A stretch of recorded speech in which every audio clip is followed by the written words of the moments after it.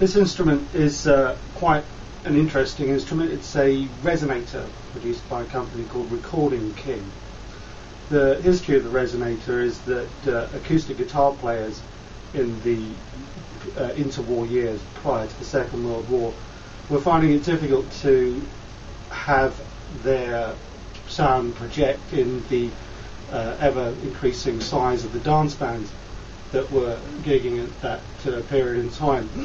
They had large horn sections and drummers that were getting louder and louder.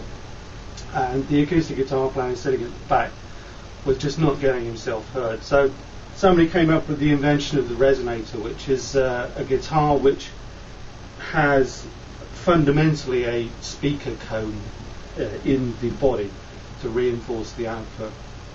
Other than that, this is a standard acoustic guitar. Its neck is mahogany. It's got sealed tuners at the top, nut construction and everything that you would expect from an acoustic guitar until you hit the body. The body of this particular resonator is all metal.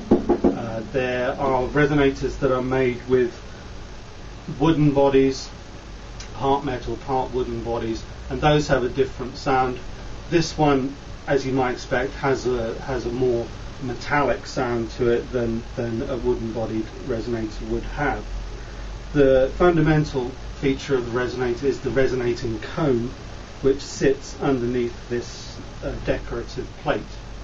Now you can think of the resonator as a rudimentary loudspeaker, which is driven, rather than being driven by a coil on a magnet, as a standard loudspeaker is, it's driven by the bridge that sits under here in the centre of the cone. The cone is pointing into the body. The bridge is quite rudimentary as well. It's just a strip of wood, in this case mahogany. In this case, it's ebony on maple, I believe. But there's no adjustment for intonation at all there. But as these things nowadays are used mostly for blues and slide playing makes your intonation less important than it would otherwise be. Strings are held in place by a tailpiece at the end, which just has simple slots into which the ball ends drop. A nice feature of this guitar, and you'll notice how beautifully shiny the finish is. It's been plated with chrome, I guess, and it's really extraordinarily shiny. That doesn't show up on photographs on the internet, but hopefully you're getting that from the video. One nice little feature is this bulge feature at the back, which gives a really nice visual appeal to the back of this instrument. Okay, as you can see, this is a round neck version. You can get square necked versions which are played as lap steels. This one is a round neck version played as an ordinary acoustic guitar. Now I've tuned it to open G, which I call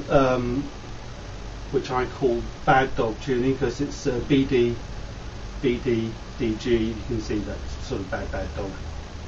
And from that,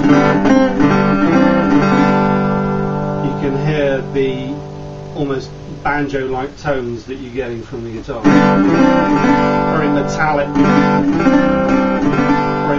tones. But it comes to life when you put a... Okay, now I've got my slide. I prefer brass slides. It just adds more metal onto the metallic sound and makes it sound more metally. So I'll just play you some rudimentary slide playing.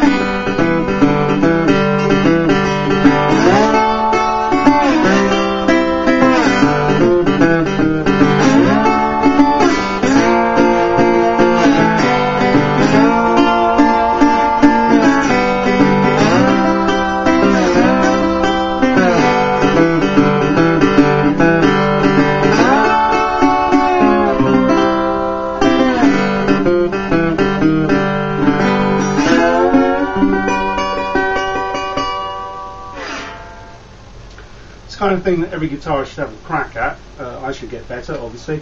You should have a crack at it because it's a lot of fun.